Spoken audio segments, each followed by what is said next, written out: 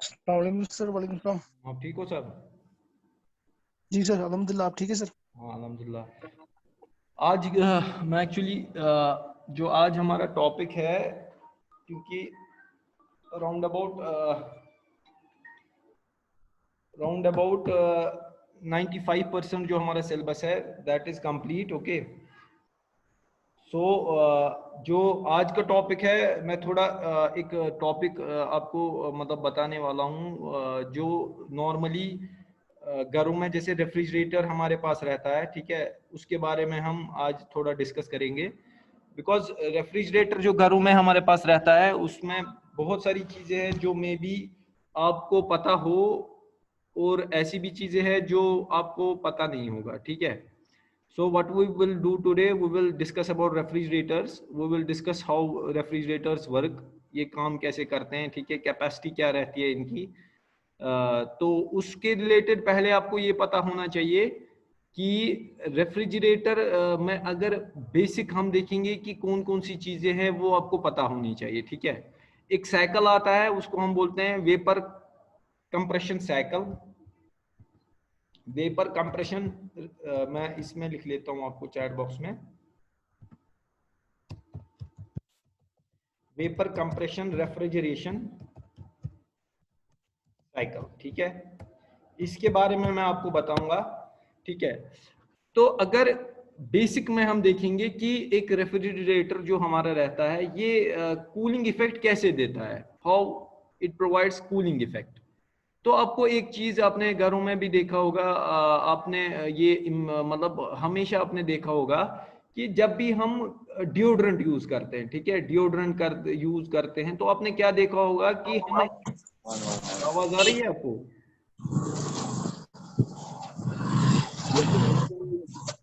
जब हम deodorant use करते हैं तो होता क्या है, जनरली आपने ये देखा होगा कि जैसे ही हमारे पास डिओ का कैन होता है उसको हम यूज करते हैं, तो आपने ये महसूस किया होगा कि वहां से एक जैसे ठंडी हवा जैसी निकलती है, ठीक है।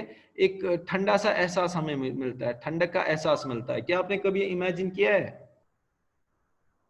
Yes sir. हाँ, वो चीज क्यों होती है?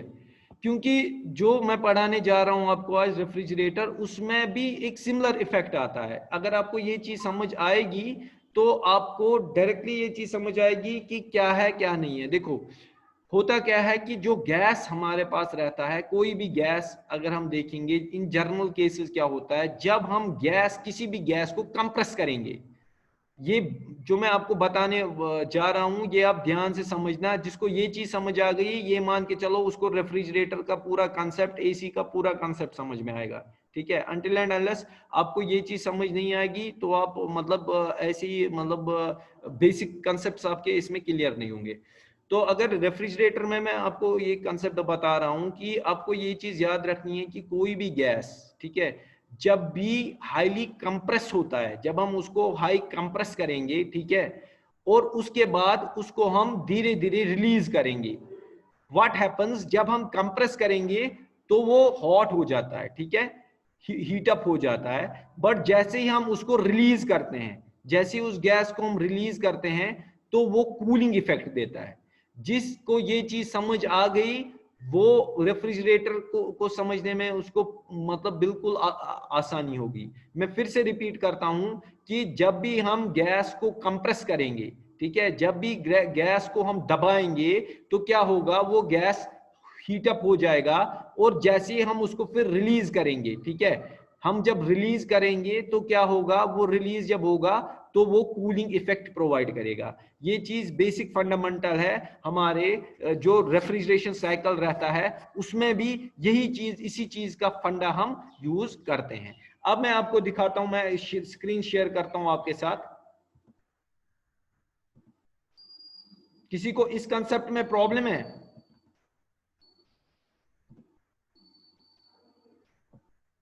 Anyone having issue in this problem? देखो, स्क्रीन शेयर हो रहा है ना सबके साथ? यस जी sir, sir, yes sir. Exactly. देखो हम एक रेफ्रिजरेशन साइकिल देखेंगे, ठीक है। जैसे मैंने आपको बताया वेपर कंप्रेशन रेफ्रिजरेशन साइकिल इसको हम बोलते हैं, वीसीआर साइकिल भी बोलते हैं, रेफ्रिजरेशन साइकिल भी बोलते हैं। तो इसमें होता क्या है, अगर हम देखेंगे इन ओवरऑल जो हमारे पास हमारे जो रेफ्रिजरेटर्स रहते हैं, तो उनमें आप 2 या 4 चीजें मैक्सिमम देखोगे, ठीक है, जो काम करते हैं। एक तो हो गया कंप्रेसर, जो नीचे मोटर लगा रहता है बैक साइड से, वो सब ने देखा होगा, ठीक है। और मैं ये चैट बॉक्स में भी आपको लिखता हूं, एक कंप्रेसर रहता है, एक कंडेंसर कॉइल रहती है। कंडेंसर कॉइल वो कॉइल रहती है जो आप हर किसी रेफ्रिजरेटर के बैक साइड से देखोगे, जो ग्रिल टाइप स्ट्रक्चर रहता है, वुचमुच ना क्रुहन ग्रिल ह्यू पथीन आसान। जी सर, जी सर। ठीक है, condenser coil, evaporator coil. Evaporator coil जो रहती है ये अंदर की तरफ रहती है, ये जनरली हमको दिखती नहीं है, बट जब अगर आप रेफ्रिजरेटर का डोर खोलते हैं तो आप क्या देखोगे, जो अंदर से कॉइलें लगी रहती है, जो कॉइल टाइप स्ट्रक्चर बन के रहता है, जो प्लास्टिक के पीछे जनरली होता है, ठीक है, वो इवेपोरेटर कॉइल रहती है। थ्रॉटलिंग वैल्यू या इसको एक्सपेंशन वैल्यू भी बोलते हैं, ठीक है, एक ड्रायर रहता है। ये 4-5 चीजें इसमें मैक्सिमम रहती है। एक तो हमारे पास कंप्रेसर रहता है, ठीक है, that is in the shape of motor, BLDC motor वो होता है, वो हम बाद में डिस्कस करेंगे। एक कंडेंसर कॉइल रहती है जो आप बैक साइड से देखते हो। एक इवेपोरेटर कॉइल रहती है जो अंदर से रहती है। ये याद रखना है, जो कंडेंसर कॉइल है that is on the back side of your refrigerator, evaporator coil is inside your refrigerator. Throttling value है एक्सपेंशन वैल्यू। एक्सपेंशन वैल्यू और थ्रॉटलिंग वैल्यू आपने देखा होगा, जब आप रेफ्रिजरेटर के बैक साइड से देखोगे तो आपको एक कॉइल टाइप स्ट्रक्चर मिलेगा, एक छोटी सी कॉइल मिलेगी, छोटी सी कॉइल टाइप स्ट्रक्चर एक रहता है, उसको हम थ्रॉटलिंग वैल्यू बोलते हैं। और एक ड्रायर रहता है, ड्रायर या इसको फिल्टर भी बोलते हैं, ड्रायर और फिल्टर, फिल्टर, ठीक है। ये मेन चीजें होती है, ये सारी चीजें मैं आपको दिखाऊंगा। मैं इसमें जो भी आपको प्रॉब्लम होगी, डाउट होगी, वो क्लियर करने की कोशिश करूंगा। बट आपको ये चीज समझनी है कि काम कैसे करता है। जैसे मैंने आपको अभी बताया कि जैसे ही किसी गैस को हम दबाते हैं, व्हाट हैपन्स कि वो हीट अप हो जाता है, बट जैसे ही हम उसको रिलीज करते हैं तो क्या होता है, वो कूल डाउन होता है। तो वही जो इसका मैकेनिज्म है वो हम रेफ्रिजरेशन साइकिल में यूज करते हैं। In case of refrigeration what we normally do, हम जो कंडेंसर कॉइल हमारे पास रहती है जो बाहर की तरफ रहती है, ठीक है, जो कंडेंसर कॉइल हमारे पास बाहर की तरफ है, उसमें हम क्या करते हैं कि जो कंप्रेसर रहता है हमारे पास, कंप्रेसर में जो गैस रहती है हमारी, ठीक है, उसको हम रेफ्रिजरेंट कहते हैं। जो इसमें गैस हमारे पास रहती है उसको रेफ्रिजरेंट कहते हैं,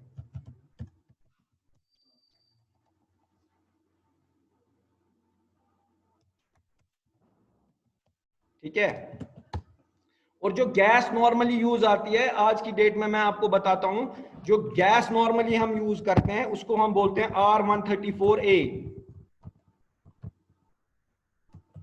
या R32 या R12, ठीक है। अब कौन सा गैस इसमें होगा वो डिटरमाइन करता है जो आपका रेफ्रिजरेटर होगा, ठीक है। Different manufacturer different type of gas use करते हैं, ठीक है। तो आपको देखना होगा। अब आप कैसे पता करोगे, जो बैक साइड से अगर आप देखोगे, जो आपका रेफ्रिजरेटर होगा उस पर एक स्लिप लगी होगी, उस पर लिखा होगा, एक तो कैपेसिटी लिखी होगी। हमेशा ये भी आपको याद रखना है कि रेफ्रिजरेटर की कैपेसिटी लीटर में होती है, जैसे 180 लीटर, 220 लीटर, ठीक है, इस तरह की कैपेसिटी रहती है। और अगर गैस के बारे में आपको देखना हो तो इसके पीछे लिखा होगा R134A, R32, R12, ठीक है। ये डिफरेंट केमिकल्स के बने होते हैं। जैसे R134A टेट्राफ्लोरो, मैं बताता हूं आपको इसका पूरा नाम क्या है, टेट्राफ्लोरो समथिंग है, हाँ, टेट्राफ्लोरो इथेन, ठीक है। R134A टेट्राफ्लोरो इथेन, यही वाला गैस हम इसमें जो हमारे पास ये रहता है, रेफ्रिजरेटर रहता है, इन जनरल केसेस आज की डेट में R134A का ही यूज आता है। जो दूसरे वाले गैस है फ्रीऑन गैस भी इसमें यूज होता है, बट जनरली हम ये देखते हैं कि हम वो वाला रेफ्रिजरेंट यूज करते हैं जिससे ग्रीन हाउस इफेक्ट जो है वो उस पर असर ना पड़े। ठीक है, अब ये काम कैसे करता है, ये सिंपल अंडरस्टैंडिंग है आपको। देखो जो मैं स्लाइड शेयर कर रहा हूं, this is the basic slide. होता क्या है, जो कंप्रेसर है, ठीक है, कंप्रेसर क्या करता है, कंप्रेसर गैस को कंप्रेस करता है। ठीक है, कंप्रेसर जब गैस को कंप्रेस करता है, तो जो आप लेफ्ट साइड से स्लाइड देख रहे हो, मैं आपको दिखाता हूं, जस्ट वेट फॉर अ सेक।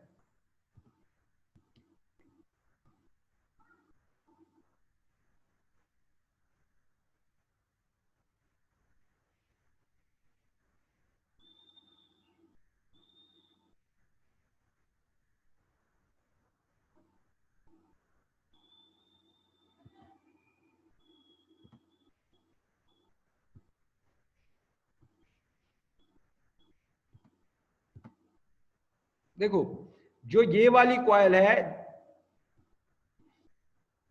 ये वाली कॉइल, ठीक है, ये वाली, इसको हम कंडेंसर कॉइल बोलते हैं। ठीक है, और ये जो टॉप वाली कॉइल है ये वाली, इसको हम इवापोरेटर कॉइल बोलते हैं। होता क्या है कि कंप्रेसर कॉइल क्या करता है, कंप्रेसर कॉइल जो ये कंडेंसर कॉइल जिसको हम बोलते हैं, जो कंप्रेसर होता है, कंप्रेसर इस गैस को दबाता है, कंप्रेसर इस गैस को इतना दबाता है, इतना दबाता है, उसके बाद ये जो गैस होती है, it is released from your condenser coil. ठीक है, कंडेंसर कॉइल के थ्रू धीरे धीरे धीरे धीरे, क्योंकि ये कॉइल के थ्रू पास हो रहा है, तो ये ठंडा होता जाता है। जब ये ताकि तब तक ये ठंडा होता रहता है जब तक ये ड्रायर तक पहुंचता है। ड्रायर जो हमारे पास रहता है, ड्रायर, इसमें सिलिका जेल यूज होता है। ड्रायर का काम क्या रहता है, ये जनरली फिल्ट्रेशन के काम आता है। ठीक है, जो भी मतलब कोई भी इसमें डस्ट पार्टिकल्स या कोई भी मतलब कोई भी कचरा वचरा होगा, वो ड्रायर में ही फिल्टर आउट होता है। उसके पास उसके बाद क्या रहता है कि ये जो है, ये जो हमारे पास ड्रायर रहता है, ड्रायर के थ्रू जब ये गैस चली जाती है, या हम लिक्विड वेपर भी कह सकते हैं, ये पास हो जाता है through the capillary tube. Capillary tube जो मैंने आपको, सॉरी सर, हाँ, अस्सलाम वालेकुम सलाम। सर। ये गसान यहाँ थोड़ा आवाज गसान ब्रेक डाउन तो रिपीट पे ये पॉइंट है। मैं बताता हूं आपको। देखो पहले क्या रहता है, जो कंप्रेसर हमारे पास रहता है, कंप्रेसर मान के चलो गैस को दबाता है। ठीक है, ये इनिशियल मैं आपको समझाने की कोशिश कर रहा हूं कि कैसे होता है। कंप्रेसर गैस को दबाता है, कंप्रेसर ने गैस को दबाया, ये गैस रिलीज होता है थ्रू द कंडेंसर कॉइल। ठीक है, कंडेंसर कॉइल जो बैक साइड से लगी रहती है, उसके थ्रू ये ड्रायर तक पहुंचता है। वो मैं आपको नेक्स्ट स्लाइड में और इसमें एक्सप्लेनेशन दे दूंगा। पहले ये बेसिक चीज आपको समझ आए, मैं फिर डिटेल्ड में जाऊंगा। कंप्रेसर गैस को दबाता है, वो हमारे पास जो कंडेंसर कॉइल है उसके थ्रू रिलीज होता है। कंडेंसर कॉइल के थ्रू जब ड्रायर तक पहुंचता है, तो ड्रायर में जो सिलिका जेल रहता है, ठीक है, ये एज ए फिल्टर एक्ट करता है। जो भी डस्ट पार्टिकल्स या कचरा इसमें हो, ये उसको हटा देता है। और आगे क्योंकि कैपिलरी ट्यूब लगा रहता है, जिसको थ्रॉटलिंग वैल्यू भी कहते हैं या एक्सपेंशन वैल्यू भी कहते हैं, one of the most important work जो इसमें होता है, वो यही कैपिलरी ट्यूब करता है। वो मैं इसके बाद बताऊंगा ये क्या करता है। इसके बाद क्या रहता है, यही जो गैस है, अब ये फिर इवापोरेटर कॉइल के थ्रू वापस कंप्रेसर में चला जाता है। यू कैन मतलब इन शॉर्ट हम ये बता सकते हैं कि कंप्रेसर से निकल के पहले कंडेंसर में जाता है, कंडेंसर में से जाके ड्रायर में चला जाता है, ड्रायर से कैपिलरी ट्यूब में चला जाता है, कैपिलरी ट्यूब से इवापोरेटर में चला जाता है, और इवापोरेटर से वापस कंप्रेसर में आ जाता है। This is called as refrigeration cycle. तो आपको रेफ्रिजरेशन साइकिल में याद रखना है, पहले काम कंप्रेसर करता है, उसके बाद कंडेंसर कॉइल काम करती है, उसके बाद ड्रायर काम करता है, उसके बाद एक्सपेंशन वैल्यू और थ्रॉटलिंग वैल्यू काम करता है, उसके बाद इवापोरेटर कॉइल काम करती है, और उसके बाद फिर ये वापस कंप्रेसर में आ जाता है। क्योंकि हम इसको साइकिल बोलते हैं, दैट इज व्हाई ये साइकिल की तरह चलता है। पहले एक प्रोसेस खत्म होता है, फिर दूसरा प्रोसेस खत्म होता है, फिर तीसरा प्रोसेस खत्म होता है, फिर ये कंप्रेसर में आ जाता है। नाउ जो इसकी डिटेल्ड एक्सप्लेनेशन है वो मैं आपको दिखाऊंगा।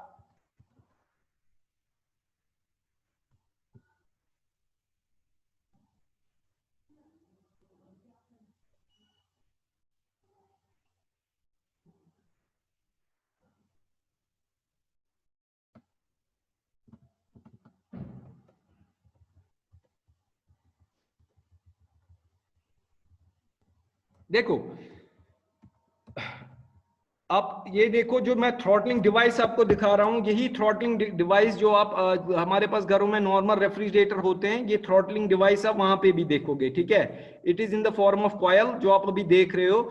इसी थ्रॉटलिंग डिवाइस की वजह से होता क्या है कि ये जो कैपिलरी ट्यूब है, इसका डाया जो नॉर्मल रहता है दैट इज अराउंड 0.6 mm और लेंथ इसकी 2 मीटर होती है। It is in the form of tube, और इस ट्यूब की मदद से क्या करते हैं हम, यही हमारा जो प्रेशर है उसको मैनेज करता है, यही हमारे इस प्रेशर को मैनेज करता है, ठीक है।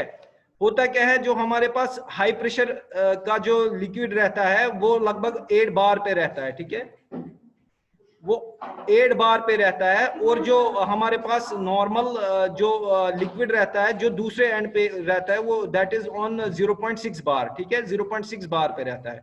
इसके बाद होता क्या है, देखो what is the major function of this expansion value, वो आपको इस स्लाइड से पता चलेगा कि जैसे ही जो ट्यूब में जो हमारे पास लिक्विड इन हो जाता है, लिक्विड रेफ्रिजरेटर जो हमारे पास लिक्विड रेफ्रिजरेंट इन हो जाता है, that is at a temperature of 45 degree Celsius, ठीक है। और जब वही चीज बाहर निकल के आती है थ्रू थ्रॉटलिंग वैल्यू, ये -20 डिग्री सेल्सियस पे आ जाता है। ये बात आपको समझ आ रही है?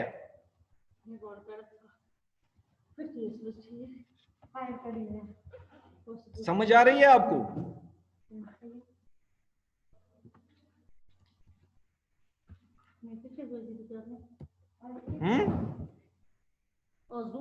Yes sir, yes sir.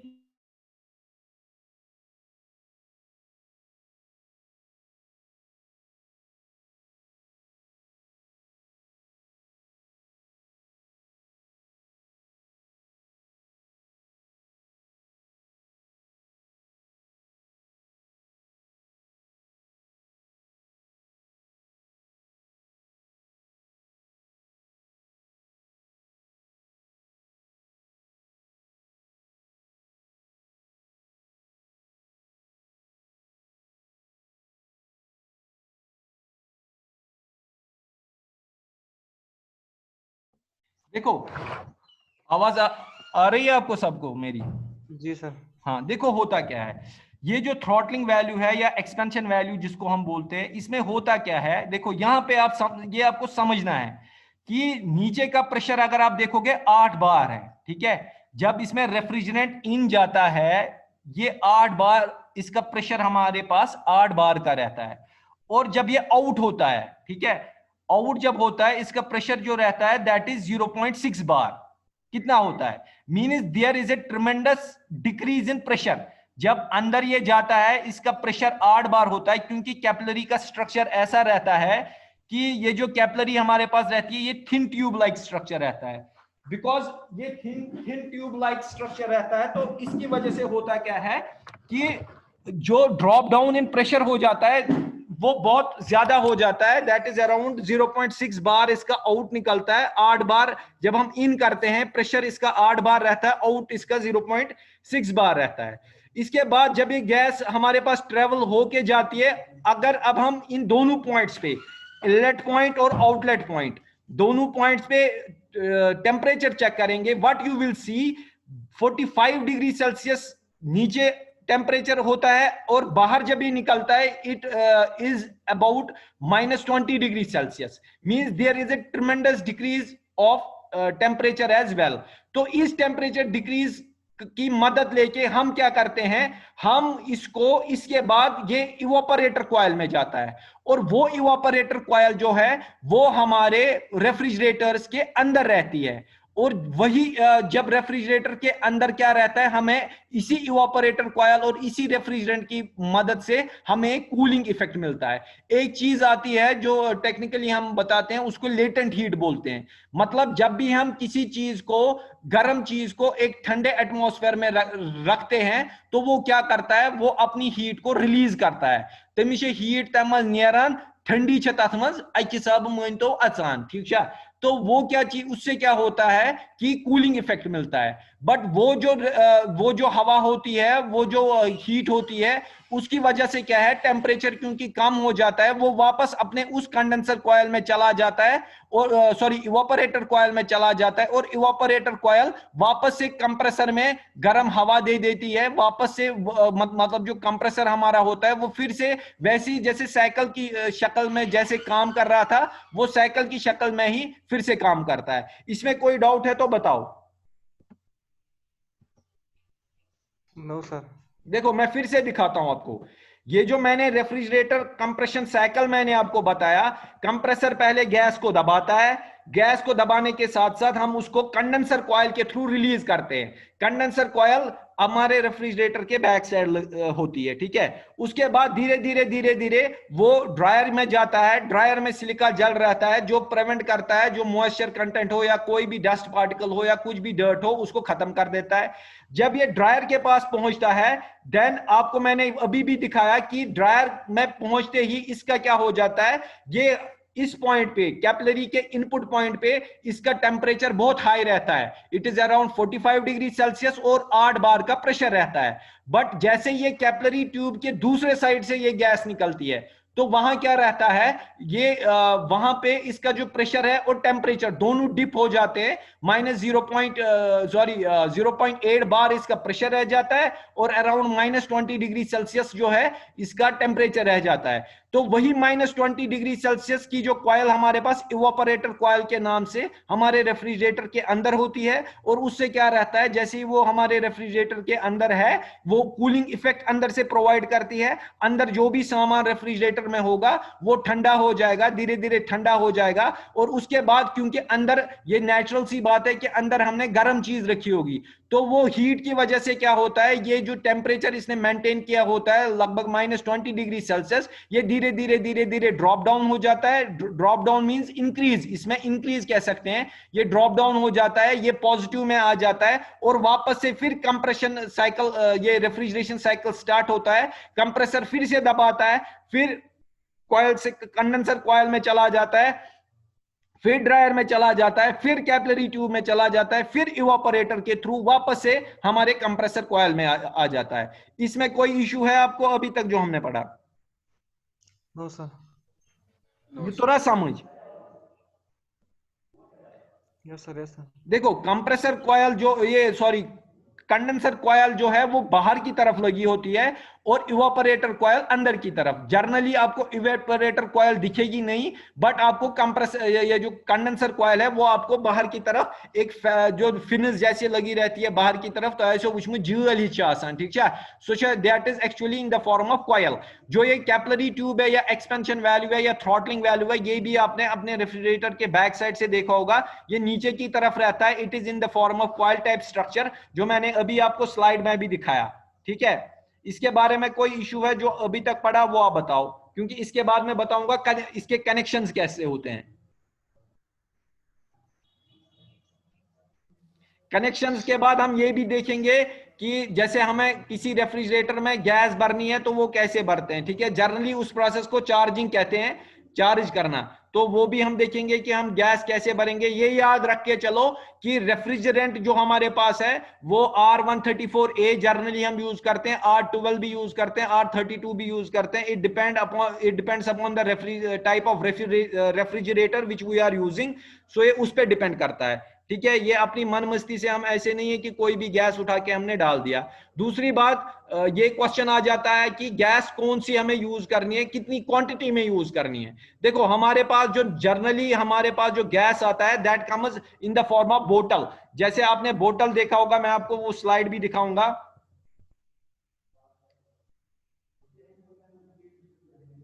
देखो इस टाइप की बोतल आती है हमारे पास, दिख रहा है आपको?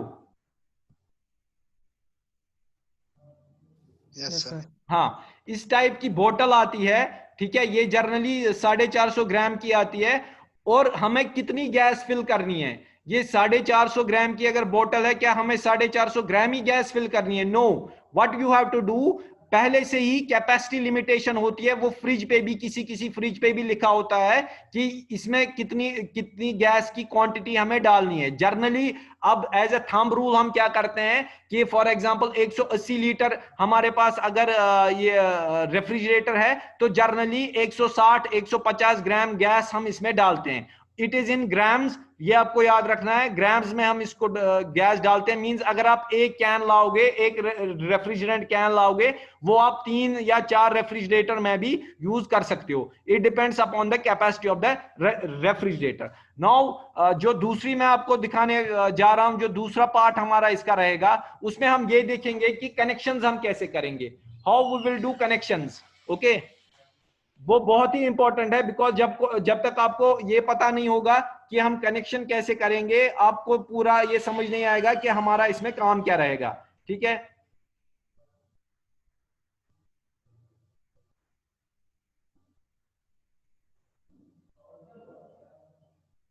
हाँ, अब क्या करना है हमें, देखो पहली बात तो हमारे पास कंप्रेसर रहेगा, ये आपको समझ आ गया।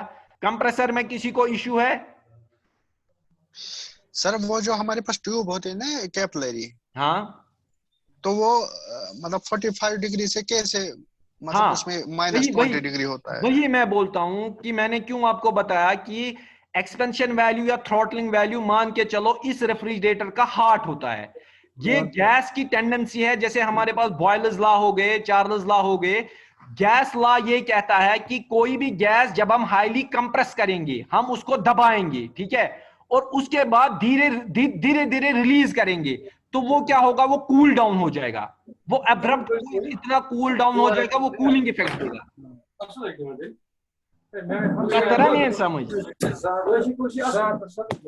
वो चीज आप कहां देख सकते हो, वो चीज आप अपने डिओड्रेंट में भी देख सकते हो। जैसे हम डिओ यूज करते हैं, हम क्या करते हैं, तस्मस टिश्यू गैस कंटेंट आसा, जैसे वो जब कंपनी से आता है वो बिल्कुल ना कंप्रेस करके उसमें आता है, और जैसे ही हम उसको खोलते हैं, हम दबाते हैं, व्हाट हैपेंस, हमें क्या आता है, एक कूलिंग इफेक्ट जैसा आ जाता है। ये ना cooling effect. Sir, if gas being Yes, being sir. compressed, it converts into liquid, sir. नहीं, देखो इसमें फॉर्म्स रहते हैं, अलग अलग फॉर्म रहते हैं। जब हम गैस को कंप्रेस करते हैं तो क्या होता है, हाँ, वो तो लिक्विड में हो जाता है सर। वही मैं बोल रहा हूं, जब हम गैस को कंप्रेस करते हैं, that is transferred into a different state. अगर वो लिक्विड में तब्दील हो जाता है, उस लिक्विड के बाद जब वो वेपराइजेशन स्टेट में, वो इवापोरेटर में चला जाता है, उसके बाद that comes into vapor, it changes its state from the condenser coil and afterwards in the evaporator coil. पहले हमें ये समझना है कि थ्रॉटलिंग वैल्यू काम कैसे करता है, ठीक है, regardless of the change of state. अगर ये सॉलिड से लिक्विड जाएगा, या लिक्विड से सॉलिड जाएगा, या लिक्विड से वेपर में जाएगा, हमें इस चीज पे ध्यान रखना है कि जो हमारे पास ये कैपिलरी ट्यूब है या थ्रॉटलिंग ट्यूब है, इसका मोटिव क्या है। इसका मोटिव ये है कि जो ये हाई प्रेशर गैस मैं इसमें डाल रहा हूं at a temperature of 45 degree Celsius and at a pressure of 8 बार, जब ये बाहर निकलता है तो इसका एक तो प्रेशर डाउन हो जाता है, 0.8 इसका पास का प्रेशर जाता है, ठीक है, बार जाता है, और इसका जो टेम्परेचर है that tends around -20 degree Celsius, और ये लिक्विड की शक्ल में आगे आ जाता है। अच्छा मैं समझता रहा, Yes, sir. Yes, sir. It changes it state, ये अपना स्टेट भी चेंज करता है। इसीलिए अगर आप ये देखोगे, देखो यहाँ पे ये जो मैं दिखा रहा हूं आपको, जिसको ये चीज समझ आ गई उसको पूरा सारा कुछ समझ आ जाएगा। 45 डिग्री छु बोन -20 डिग्री छु हेरी, जो ये -20 डिग्री सेल्सियस है, ये इवापोरेटर कॉइल में अंदर चला जाता है, और उसी की मदद से क्या हो जाता है, हमारा जो रेफ्रिजरेटर है वो अंदर से हमें लगता है ये ठंडा हो गया। Do you got my point? Yes, sir. Yes, sir. हाँ, now let us see about its connections. Connection क्या क्या है इसके। पहले तो कंप्रेसर हमारे पास रहता है, ठीक है, कंप्रेसर ये कह सकते हैं कि ये हमारे पास मेन मोटर जिसको हम कहेंगे, ये मोटर की शक्ल में रहता है। आज की डेट में अगर आप देखोगे, we have an inverter technology compressor, तो ऐसो बूझमुत इन्वर्टर टेक्नोलॉजी कंप्रेसर बूझमुत छुआ, सुना है कि नहीं सुना है? देखो हाँ, इन्वर्टर टेक्नोलॉजी कंप्रेसर मतलब गो उसमें क्या रहता है कि जब आप कंप्रेसर यूज करोगे तो उसमें क्या रहता है कि ये जो कंप्रेसर हमारे पास रहता है ये क्या करता है कि जैसे ये सेंस, क्योंकि इसमें भी थर्मोस्टेट यूज होता है, इन्वर्टर टेक्नोलॉजी बेसिड में क्या रहता है कि जैसे ही ये सेंस करता है कि अंदर जो है वो टेम्परेचर मेरा अटेन हो गया है, तो वो क्या करता है, वो कट ऑफ हो जाता है। कंप्रेसर कंटिन्यूअसली कंप्रेस कराएंगे, कंप्रेसर तभी काम करता है जब उसको लगता है कि मुझे टेम्परेचर अटेन करना हो। जैसे आपने घरों में देखा होगा कि घरों में आपने देखा होगा कि अश फ्रिज जो रेफ्रिजरेटर नॉर्मली रहता है वो बीच में हमें लगता है ये अथा चलो मोटर हूं बाशमुत छु जान कोरमुत छु जान एक्सपीरियंस आ सु मंज चलान छु ना मंज चलान मंज चलान मंज गसान बान छु ना। जस्ट वेट फॉर अ सेक, मुझे एक कॉल आ रही है। हाँ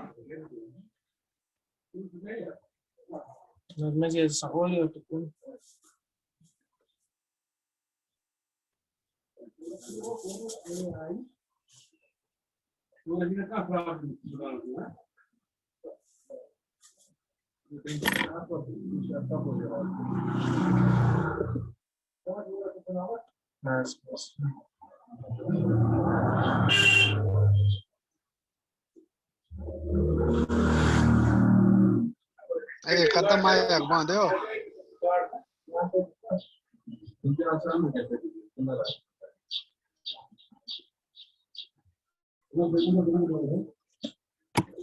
आपको बात समझ आ रही है मेरी?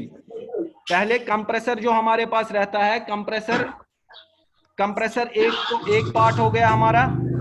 इसके बाद जो दूसरा पार्ट हमारा रहता है इसमें, मैं आपको दिखाता हूं स्लाइड के थ्रू। ठीक है, कंप्रेसर में 3 पॉइंट हमारे रहते हैं, एस, आर और सी। सी कॉमन पॉइंट रहता है, S starting point, starting coil जो हमारे पास रहती है, और आर रनिंग कॉयल। ठीक है, जब कंप्रेसर चलता है तो ये किस हिसाब से चलता है, ये स्टार्टिंग और रनिंग कॉयल को जोड़ के पहले चलता है।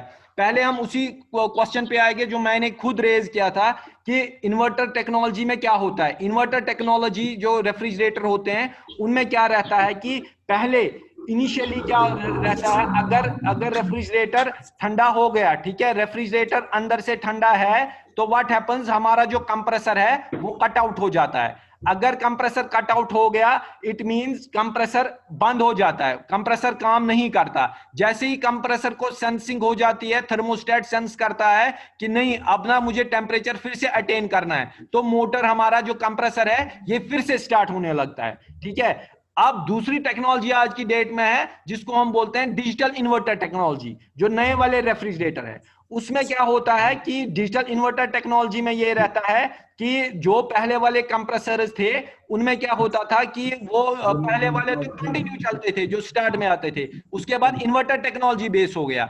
उसके बाद जो लेटेस्ट हमारे पास कंप्रेसर आए हैं डिजिटल इन्वर्टर टेक्नोलॉजी, उसमें क्या है, जो हमारे पास इन्वर्टर्स है, जो हमारे पास कंप्रेसर है, वो बिल्कुल धीरे धीरे चलते हैं, वो धीरे धीरे सेंस करते रहते हैं और उसी के हिसाब से चलते हैं। ये तो तमिस बासान ज्यादा मतलब मुझे ज्यादा कंप्रेस करना है, वो कंप्रेस करता है, जहां पे उसको कम लगता है वो धीरे धीरे चलता है। From switching to inverter technology to digital inverter technology we have seen that there is a tremendous amount of energy conservation.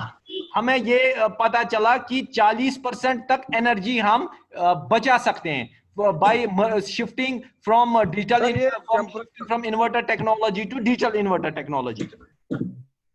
Sir ये कंप्रेसर जो है सर, हाँ बताओ। हेलो, हाँ कंप्रेसर जो है ये कंप्रेस करता है कि एयर प्रोवाइड करता है इसको कूलिंग के लिए सर? देखो क्या होता है, कंप्रेसर में वही रेफ्रिजरेंट यमिच कथ ना करान, ईयर नहीं रहेगा इसमें। अगर ईयर रहेगा वो तो खत्म हो जाएगा, ईयर की वजह से हमें प्रॉब्लम होगी। कंप्रेसर जो मॉड्यूल है वो तो एयर ही प्रोवाइड करता है ना सर? नहीं, देखो कंप्रेसर में जैसे मैंने आपको बताया हम रेफ्रिजरेंट यूज करते हैं, रेफ्रिजरेंट गैस करान यूज, सुई गैस जो आप ऐसे मान के चलो वही गैस अपनी स्टेट चेंज करता रहता है। इत पे गरन मन दपान ये रेफ्रिजरेटर सा मोकलो गैस दपान कि ना, कहते हैं ना। हाँ बिल्कुल, हाँ बोलते सर। हाँ, वो क्या रहता है उसमें हम हमारे पास, एक सेकंड कोई बात कर रहा है अरसलान। देखो ये जो रेफ्रिजरेंट है यही घूमता रहता है, यो रेफ्रिजरेंट कंप्रेसर थ्रू ति गसान, यो रेफ्रिजरेंट सन इवापोरेटर कॉइल थ्रू ति गसान, कंडेंसर कॉइल थ्रू ति गसान, ड्रायर थ्रू ति गसान, कैपिलरी ट्यूब थ्रू ति गसान।